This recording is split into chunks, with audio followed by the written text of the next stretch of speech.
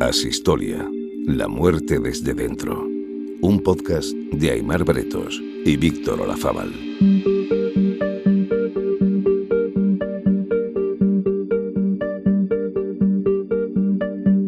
La muerte ha sido siempre el asunto que ha marcado nuestras vidas. A todos nos ha tocado tener una relación más o menos cercana con ella, pero por lo general evitamos hablar demasiado de la muerte. La silenciamos o la abordamos con eufemismos. Bien, durante los próximos episodios vamos a hablar de la muerte, a las claras y con las voces de quienes viven a diario con la muerte, para la muerte y gracias a la muerte. Lo vamos a hacer sin morbo, pero con toda su crudeza, con respeto, pero sin rodeos. Esto es Asistolia, la muerte desde dentro. Episodio 1. Prepararse para morir. Se dice que nunca estamos preparados para morir, pero hay gente, hay profesionales que de alguna manera en el fondo se dedican a ello, a que el inexcusable camino hacia la muerte de quienes saben que van a morir sea lo mejor posible. Así se trabaja en una unidad de cuidados paliativos. Es una unidad de hospitalización, en principio similar a otras, pero es cierto que son pacientes, todos los pacientes que nos llegan tienen una enfermedad irreversible e incurable, esa no actuamos sobre ella. Ya han actuado sobre ella otros especialistas, no ha ido bien y ya esos especialistas han desestimado un tratamiento curativo. Habla Marisa Solano, médico internista que lleva desde 2007 trabajando en la unidad de cuidados paliativos del Hospital Gregorio Marañón de Madrid. Y suelen tener muchos síntomas asociados a esa enfermedad que es necesario tratar para hacerles mejores sus últimos días o sus últimos meses o semanas, porque hay una gran variabilidad en cuanto al pronóstico. Básicamente 3 grupos de enfermedades: cáncer, cáncer avanzado, insuficiencias orgánicas y enfermedades neurodegenerativas. Alberto Alonso es paliativista y jefe de servicio de cuidados paliativos del Hospital de la Paz. La medicina, sobre todo una medicina de cuidados, es una medicina basada en los valores del paciente, en las decisiones que puede tomar el paciente junto a su médico para afrontar una situación de enfermedad amenazante para la vida, ¿no? Es decir, no nos dedicamos a que el paciente muera bien, sino que al paciente viva bien hasta el final. Es un prólogo de la muerte. Totalmente, es así.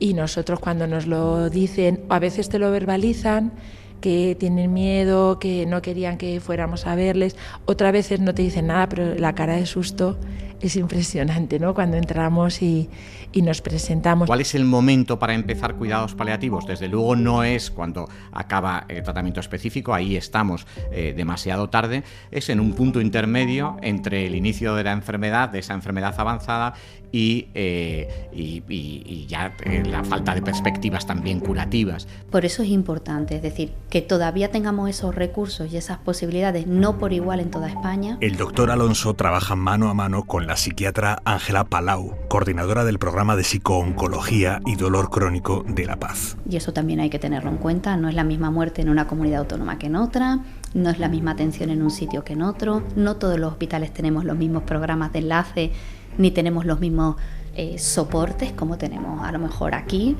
es decir, ni tenemos toda la personal formado de la misma manera, es decir, no, la vida no es justa. ¿En qué estado emocional llega el paciente a cuidados paliativos? Es muy difícil, les cuesta mucho, porque cuando a un paciente su especialista le dice vamos a llamar al equipo de paliativos, pues normalmente se le viene el mundo encima, ¿no? La mayoría saben que entrar en paliativos significa que ya no se van a curar y que el final está más cerca. ¿Hay miedo en los pacientes a la hora de afrontar la muerte? Yo creo que sí que hay miedo, en general. Algunos no, Algunos te dicen no tengo miedo a la muerte, tengo miedo al sufrimiento. O sea, muchas veces te lo dicen. Dicen, no, si yo la muerte pues asumo que tiene que llegar, pero no quiero sufrir o no quiero que mi familia sufra. También se preocupan mucho, pero la mayoría de los pacientes sí que tienen miedo a la muerte. La muerte no es como nos la han vendido en las películas. La mayoría de las veces hay un proceso previo de angustia y de miedo que tenemos que aliviar casi siempre con fármacos. No solo sirve el cariño o el apoyo psicológico. Sí hay miedo, la muerte da miedo, la incertidumbre, incluso en pacientes muy religiosos. pacientes que creen que hay otra vida después, pues también a veces hay mucho miedo, ¿eh? Yo creo que la mayoría de las personas asocian la transición hacia la muerte con sufrimiento, generalmente con sufrimiento físico. Lourdes Rexach es geriatra y es coordinadora de la Unidad de Cuidados Paliativos del Hospital Ramón y Cajal de Madrid. Y eso es el miedo, porque en general lo que te dicen es cómo va a ser el final. O sea, que yo creo que la gente lo que tiene miedo es a pasarlo mal. Es decir, cuando yo me peleo mucho con algo es porque tengo muy claro que está llegando. Quiero decir, si la pelea me sirviera, como digo, para calmarme, entonces no habría pelea, ¿no? Entonces, ¿qué pasa? Pues que el coste emocional es muy grande. Y normalmente cuando hay mucha pelea, lo que ocurre es que también hay mucho enfado. Y el mucho enfado lo que ocurre es que me desconecta de la vida, me desconecta de los de alrededor, me desconecta muchas veces de lo que me gustaría tomar decisiones o no, de reflexionar, ¿no? Eso me conecta. Entonces, en esa parte nosotros sí que trabajamos mucho en bajar el enfado. Es curioso que no siempre los pacientes ancianos, que son los que mejor llevan, o los que están más resignados, que la muerte ya es un hecho inevitable y que han vivido mucho, y que no siempre.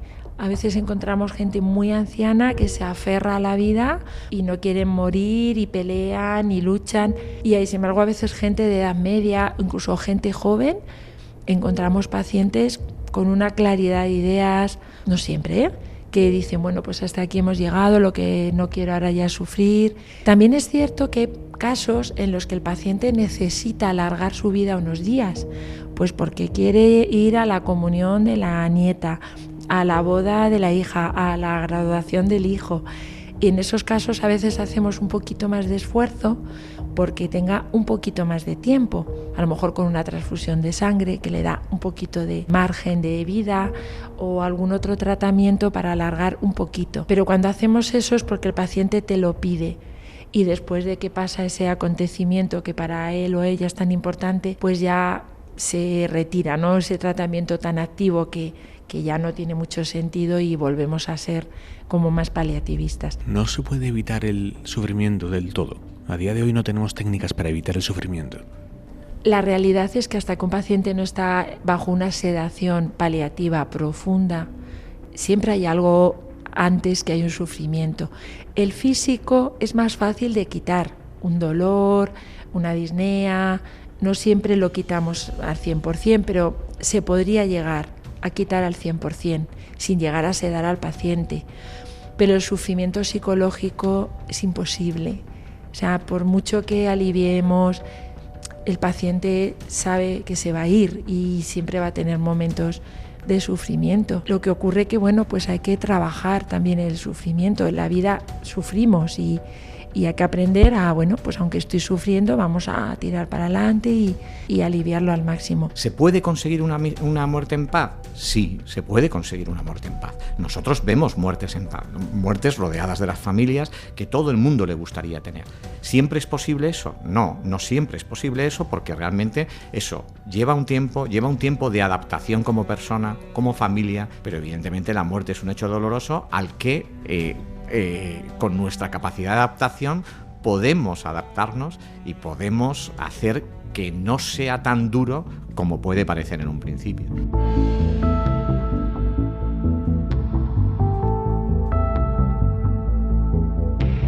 En mitad de ese cúmulo de emociones, el paliativista tiene que tomar una decisión.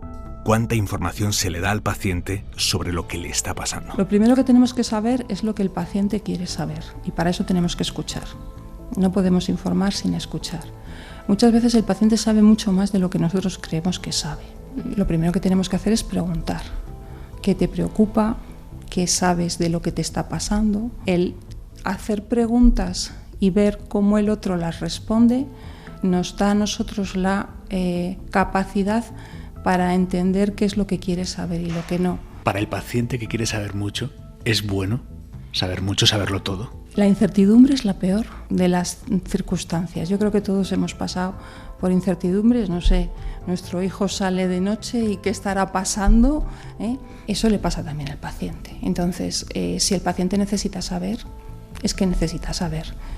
porque para él la incertidumbre va a ser mucho peor y le va a generar muchísima más ansiedad que la realidad. Y al revés, ¿por qué cree que hay pacientes que no quieren saber? Pues porque hay pacientes que trabajan en otro nivel, en otra idea, y el miedo puede con ellos y prefieren.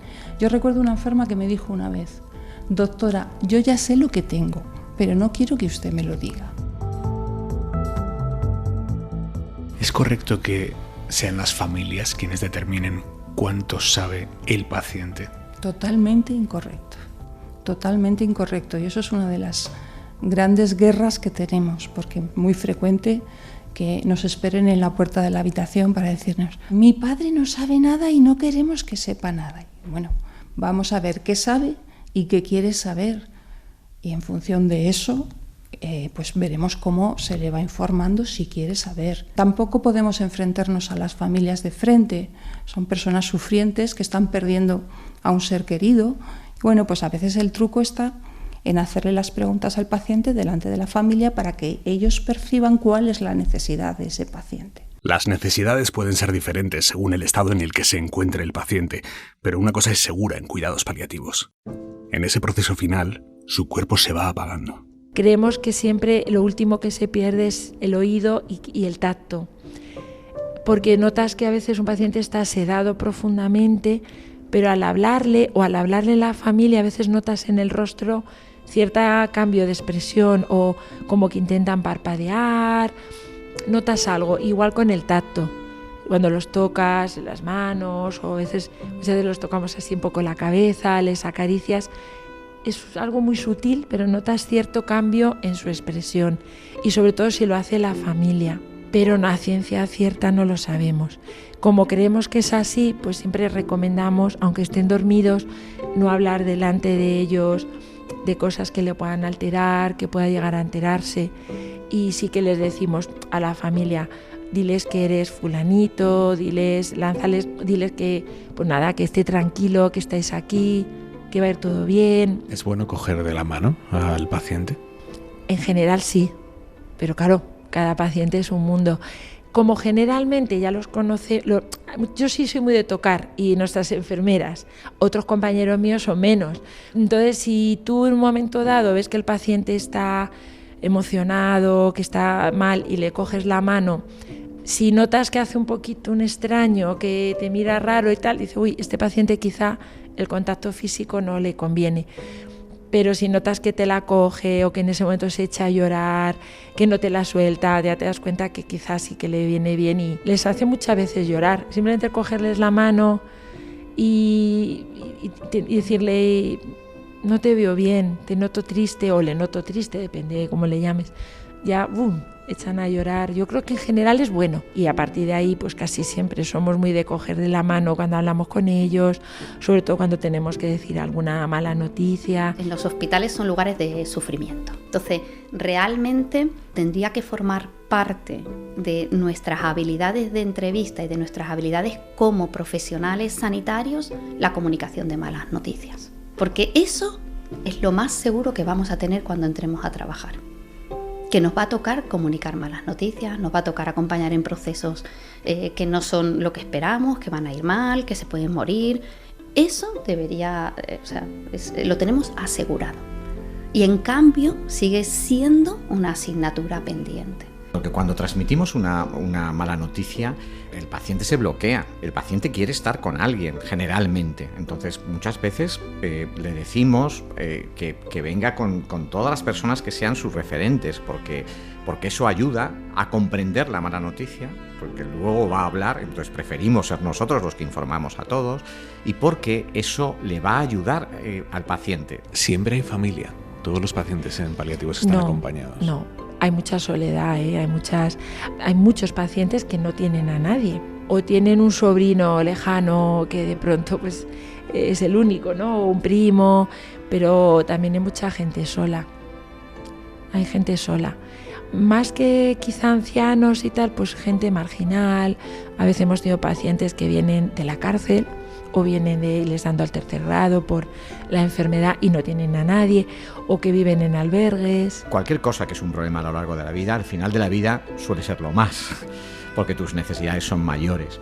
Y quizá la soledad en ese aspecto es verdad que debemos cuidar nuestras relaciones sociales, pero a veces, cuando llegamos al final de la vida, no tenemos esas opciones, simplemente a veces porque la gente es tan mayor que ya no tiene referentes alrededor, ¿no? Hay quien quiere morir solo, y también desde cuidados paliativos tienes lo de domicilios que van, y hay personas que deciden que igual que he vivido quiero morir, ¿no?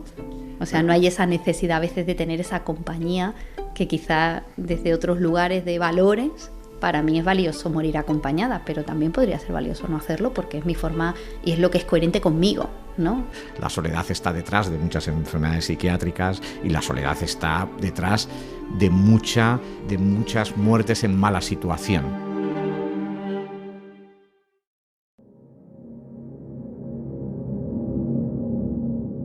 La mayoría de las veces se llega a un punto en el que se tiene que tomar la decisión.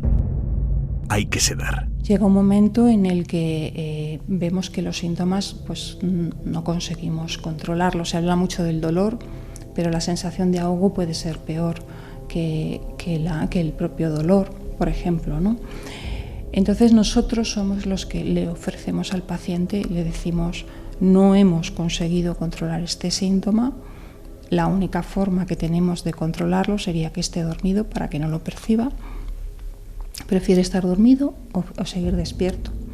Hay pacientes que prefieren seguir despiertos, posiblemente porque saben lo que significa quedarse dormido. Preguntas al paciente cómo estás, qué quieres, y el paciente dice, por favor, doctor, doctora, ya no puedo más, necesito que me suba la medicación, necesito acabar. ¿Cómo es esa conversación? Muy dura, normalmente muy dura, pero siempre son pacientes muy bien informados. O sea, si el paciente no sabe claramente lo que tiene y el pronóstico, es muy raro que te pidan una sedación antes de esos días finales, ¿no? Un poquito antes. Y es una sedación por sufrimiento existencial. Ellos saben que cada día van a estar peor, van a ser más dependientes, que la familia está también sufriendo y quieren un poquito, ¿no?, acortar eso porque ya su vida ya sufren por vivir. Y son pacientes que te lo dicen muy claramente. Y es duro cuando te lo piden. A veces acuerdas con ellos que en vez de una sedación definitiva, desde el primer momento sea una sedación transitoria. Y al día siguiente los despiertas un poquito y te dicen, pues quiero seguir estando dormido, quiero seguir con el proceso o no. Bájame la medicación que me he dado cuenta que quiero despedirme de, yo qué sé, de alguien, ¿no? Son conversaciones que sí que te tocan mucho y luego pues el equipo lo tiene un poco que hablar y compartir. Y esos pacientes que tienen esa entereza y que te dicen lo que quieren, lo que no quieren, hasta dónde quieren llegar, pues son un ejemplo. No todos los pacientes se mueren sedados. Hay pacientes, pues no sé, voy a poner un ejemplo. Una madre joven con niños pequeños, pues a lo mejor prefiere estar despierta hasta el final y disfrutando de sus hijos que no dormida. Ahora, nuestra obligación es respetarlas. Aunque a nosotros nos parezca que esa persona está sufriendo tremendamente, si quiere estar despierta, yo no soy quien para decirle que tengo que dormirle. ¿La morfina siempre es el paso previo a la sedación o no tiene por qué? A ver, la sedación casi siempre tiene un opioide, porque es raro que un paciente no tenga algo de dolor o algo de disconfort, de disnea o disconfort, y se pone un opioide se suele hacer con un intravenoso subcutáneo, ¿no? No siempre es con un suero, a veces es una bombita que llamamos subcutáneo que no lleva suero, pero en la sedación casi siempre hay un opioide presente. La morfina es el más habitual y el que más utilizamos, pero puede ser otro, oxicodona, fentanilo, que ahora la gente le ha cogido pavor y lo estamos usando desde hace 1000 años, lo usas bien y es fantástico igual, o sea, tiene su indicación, o metadona, un opioide. Normalmente el que ya el paciente tenía antes, simplemente lo pones ahora por una vía que no es la vía oral, porque evidentemente no va a poder tragar si está dormido, y a dosis más altas. Pero lo que realmente seda a un paciente y le duerme no es el opioide, es una medicación que suele ser midazolam, una benzodiazepina. Pues es parecido al Valium o al Orfidal, pero que se pone intravenoso o subcutáneo. Es lo que realmente le induce el sueño. Entonces tenemos que combinar siempre 2 o 3 fármacos. ¿Es bueno que la familia esté en la habitación durante la sedación? Yo creo que sí.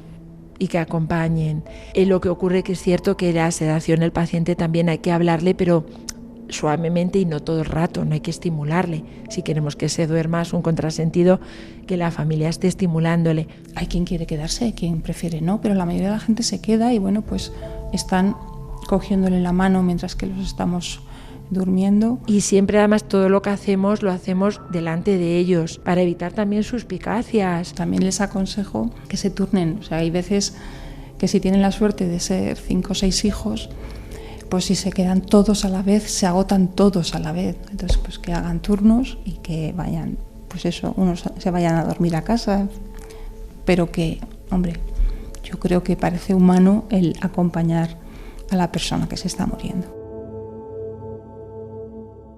En el momento en el que se decide ya iniciar la sedación, si la familia no está de acuerdo con la decisión que ha tomado el propio paciente, ¿cómo se gestiona eso? Eso es una de las situaciones más difíciles. A ver, si el paciente es competente y el paciente verbaliza que sí, que quiere una sedación, todo eso, en general la familia suele apoyar. Es muy raro que la familia no respete esa decisión. El principio de autonomía del paciente hay que respetarlo, hasta por ley, hay una ley. Pero si el paciente en ese momento no puede decidir y la familia se enfrenta a ti y te dice que no, bueno, pues ahí tenemos que tirar mucho de técnicas de comunicación y mano izquierda. Tenemos que explicar que la sedación no va a acelerar la muerte, no le va a matar, que lo que va a matarle es la enfermedad y que tenemos, como ellos le quieren y por su bien, tenemos que sedarle para que no sufra. La sedación no acorta la vida de nadie, simplemente ayuda a que ese mismo proceso que va a ocurrir el paciente lo haga dormido en vez de despierto, y no es una eutanasia. La eutanasia no tiene nada que ver con la sedación. ¿Usted cree que las despedidas que se producen en ese momento, el paciente las escucha? Yo pienso que sí, pensamos que sí, en general en el equipo, pero no hay rigor científico, no hemos hecho estudios de verdad, pero tenemos esa sensación, porque de hecho aquellas familias que lanzan a los pacientes mensajes, aun estando dormidos, de tranquilidad, de paz, o a veces hasta les decimos, dile que se tiene que ir, que ya tiene que descansar, y la familia lo dice, suelen morir antes. Porque a veces ese proceso se alarga. Normalmente la sedación no es inmediata. Cuando empezamos es una perfusión, como decimos nosotros, ¿no? Son fármacos que los ponemos para un día entero y van despacito entrando en el organismo. Entonces, primero, si queremos que el paciente se duerma rápido, hay que poner lo que llamamos una inducción. O sea, hay que poner una inyección con una dosis ya de, por ejemplo, morfina y midazolam, y eso induce el sueño, en 1 minuto ya se queda dormido. Y ahí ya pones la perfusión de sedación para que ya empiece a entrar y ya no se despierte.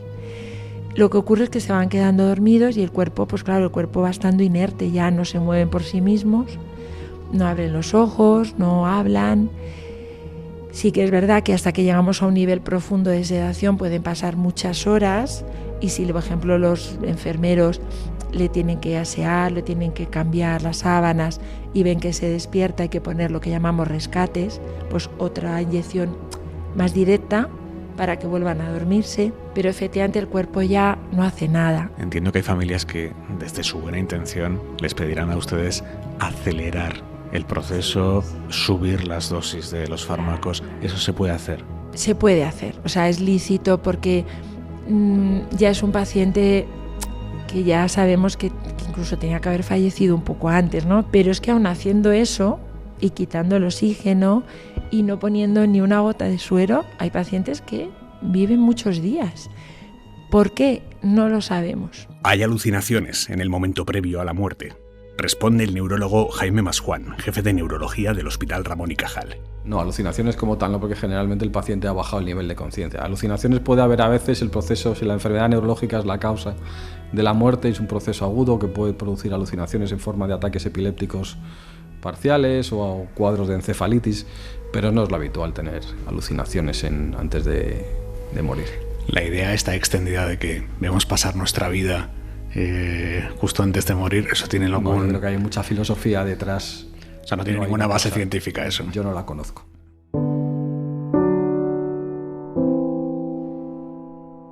El último momento de la vida es un instante muy duro, unos últimos estertores, una respiración final. Cuando el cerebro empieza a dar las órdenes ya de una manera no adecuada, se producen distintos tipos de respiración. Por ejemplo, hay un tipo de respiración de disfunción cerebral que el paciente como que coge carrerilla y empieza a respirar como muy deprisa y luego va frenando y luego hace una pausa.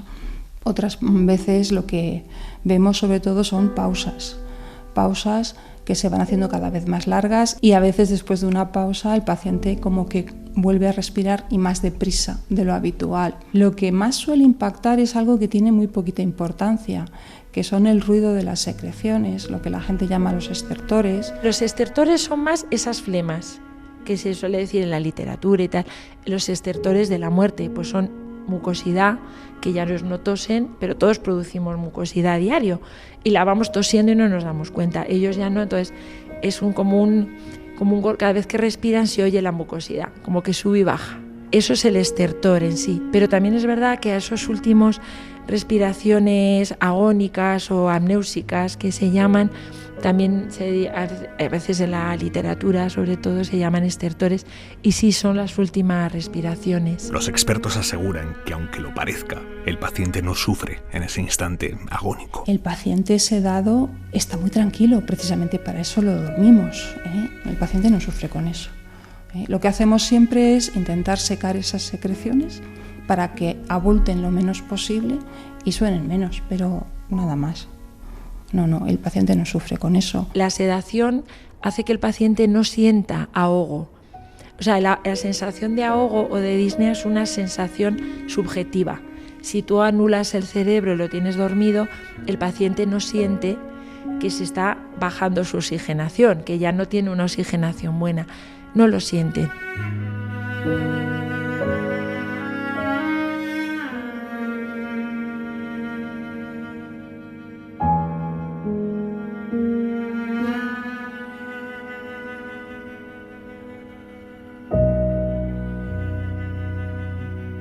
En una sedación en la que la familia está rodeando al paciente, muchas veces es la propia familia quien sale a avisar a los sanitarios de acaba de fallecer nuestro familiar.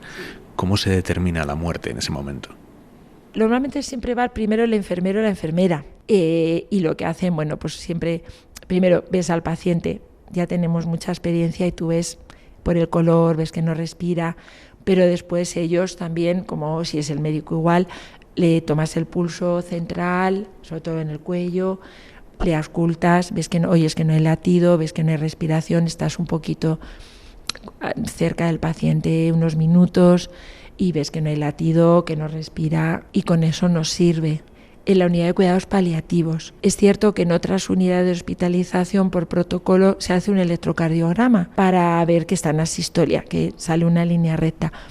Pero eso realmente en nuestra unidad es que lo ves, es muy fácil, ¿no? Ver que un paciente ha fallecido, pues que el color no respira y luego le tomas el pulso, no hay pulso, le auscultas, no hay latido y te quedas ahí un ratito también para verlo.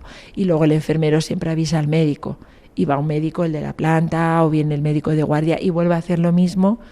Y entonces con eso ya confirmamos el fallecimiento. ¿A usted se le mueren pacientes todos los días? A lo mejor, por ejemplo, ayer 2 y hoy espero que ninguno. Pero casi la media, si no es de uno al día, puede ser a lo mejor cada 2-3 días. Sí que tenemos un índice de mortalidad muy alto. ¿Uno empatiza y se quiebra más con algunos casos que con otros? Por supuesto.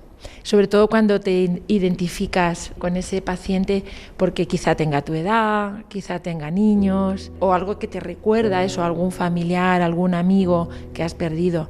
Yo creo que ahí es cuando más difícil es y más cuesta. En general, sobre todo pacientes jóvenes y con niños. Cuando tienen niños pequeños, los que sobre todo tenemos niños, te remueve mucho. ¿La sedación más dura es la de un hijo? Yo creo que sí. Yo creo que la muerte de un hijo, nosotros creemos, y también hay muchos estudios, pero lo que hemos percibido es que el mayor sufrimiento es el de unos padres que ven morir a un hijo. es que aunque los padres tengan 90 años y el hijo ya a lo mejor no es un joven, a lo mejor tiene 60 o tiene 50. Yo creo que nuestra mente está pensada para que perdamos a los que nos preceden, no para los que nos suceden. Yo creo que sí, que la muerte de un hijo es lo más duro. La unidad más dura de un hospital es paliativos pediátricos. Me considero incapacitada para hacer cuidados paliativos pediátricos. Creo que para mí sería muy, muy, muy difícil hacer cuidados paliativos pediátricos. Les admiro tremendamente. ¿Y qué coraza tiene un médico de paliativos? Es difícil, ¿eh? O sea, también es verdad que no es lo mismo. Mira, yo por ejemplo, ayer pues tuve 2 fallecimientos antes de las 3, pero bueno, una paciente era una ancianita que acababa de ingresar, que yo no había creado tampoco un vínculo. Pues yo ya me la encontré dormidita, pues la habían tenido que sedar el fin de semana en la guardia de oncología. Estaba su hijo y su nuera, lo tenían muy claro y bueno, pues cuando falleció pues fui, les di el pésame, estaban agradecidos, tranquilos, pues casi ya se me ha olvidado porque la acababa de conocer, ¿no? Pero sin embargo el fin de semana pues tuve un paciente que falleció que a todo el equipo pues nos impactó porque ya era el segundo ingreso, llevaba mucho tiempo con nosotros, era joven relativamente, ¿no? Pues de mi edad más o menos, con una pareja maravillosa que la había cuidado de una manera maravillosa y que habíamos creado todos un vínculo con él y con la pareja, ¿no? Pues ese paciente lo sigo un poco, se me viene a veces a la mente, aunque murió muy bien y de una forma muy serena. Luego a veces viene al cabo de un tiempo la familia a verte, pues ahí también todo el equipo vamos, a veces te emocionas, a veces se te escapa una lágrima delante del familiar, no tenemos que intentar que no pase, pero si pasa tampoco ocurre nada, porque la familia, si ve que tú te emocionas con ellos, no se ponen más tristes, lo que dicen es, mira, me está entendiendo.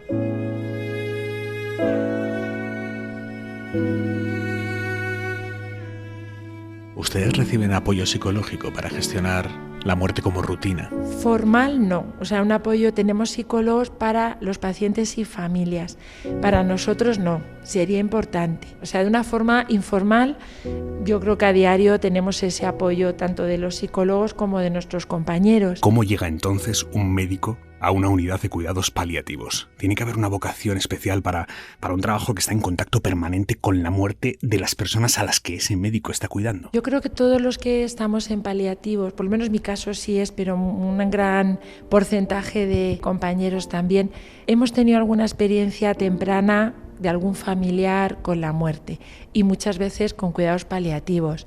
Algo que nos ha hecho ver que es muy útil y es muy importante, ¿no? Cuidar también a los pacientes al final de la vida. Nosotros vemos personas que están sufriendo por algo y a las que les podemos aliviar el sufrimiento. Entonces eso es muy gratificante. A veces es más gratificante que curar una enfermedad. Entonces es cierto que es difícil trabajar tan de cerca con la muerte, a veces pesa, pero yo creo que esa satisfacción de trabajo, bien hecho, ¿no? Porque se trabaja en equipo, porque todos nos volcamos en eso, es una satisfacción directa y muy rápida que hace que sigamos en ello. He recibido muchas más cartas de agradecimiento desde que estoy en paliativos que antes cuando hacía geriatría. O de pronto al cabo de unos días llega al control unas flores preciosas con una tarjeta. Muchísimas gracias por cómo nos habéis acompañado, cómo habéis tratado a mi padre, a mi madre, tal. Es una medicina que se hace con pacientes muy vulnerables y que realmente son muy agradecidos, en el sentido de que a veces creían que no se podía hacer nada más y descubren que se pueden hacer muchas más cosas. Por tanto, es una medicina agradecida a pesar de que te tienes que despedir de los pacientes. Y luego yo también, en concreto, como médico, pues cuando ya logro a un paciente dormirle y ya veo que está relajado, incluso cuando le veo que ya ha muerto, pero después de mucho sufrimiento, a mí eso me alivia cuando he visto todo lo que ha pasado. No todo es curar las enfermedades, tenemos que cuidar, no todo es prolongar la supervivencia, tenemos que evitar el sufrimiento. Trabajando tan en contacto con el final de la vida ajena, uno se plantea mucho el final de la vida propia. A ver, como yo ya tengo unos años, a mí me ha ido pasando que, pues antes mis pacientes eran mayores que yo. pero ahora ya estamos invirtiendo. Entonces, conforme te vas acercando más a la edad de tus pacientes, pues sí, empiezas a ver cosas pues, que tienen que ver más parecidas a tu propia vida. También es verdad que, bueno, pues dices, sería muy importante que este paciente hubiera dejado escrito lo que quería, y dices, lo tengo que hacer, pero yo no lo he dejado escrito todavía. Y eso lo hablamos entre nosotros y nos pasa a la mayoría, ¿no? Miren, las conversaciones de final de vida son esenciales. La doctora y yo hacemos un ejercicio con los alumnos de medicina que es, vamos a ver, ¿cómo preferiría uno morir? Uno evidentemente no elige, pero vamos a hacer esta reflexión.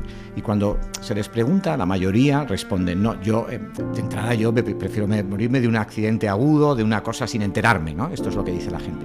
Y entonces dejamos un espacio a que ellos piensen. Y luego la gente empieza a pensar y dice, bueno, no me he despedido de nadie. Y esto es muy importante. Cuando yo descubro que hay cosas que puedo hacer cuando estoy en una fase final de enfermedad, puedo tener esa conversación, puedo decirle a mis seres queridos que realmente les quería, puedo tener esa conversación sobre mis asuntos pendientes. Eso es sanador para el que se muere y es sanador para el que vive. ¿Cuántas situaciones tenemos ya en la sociedad en donde el no haberte despedido de un ser querido te trunca el resto de tu existencia? Esto está lleno la sociedad de estos problemas. Poder decirse esas cosas, poder tener esa conversación es tremendamente sanador para todo el mundo. La conversación en sí mismo es sanadora, el que nos atiendan, el tener esa empatía como profesionales es sanador para los pacientes, pero escuche, también es sanador para los profesionales. Asistolia, la muerte desde dentro. Un podcast de Aimar Bretos y Víctor Olazábal. Acabas de escuchar cómo es el último camino que recorre alguien que sabe que va a morir y cómo los profesionales sanitarios trabajan para que ese recorrido final conlleve el menor sufrimiento posible. En el próximo episodio de Asistolia vamos a responder 2 preguntas. ¿Qué es exactamente morir? Y cómo los equipos de emergencias de un hospital se activan a contrarreloj cuando la muerte llega a sus puertas sin avisar.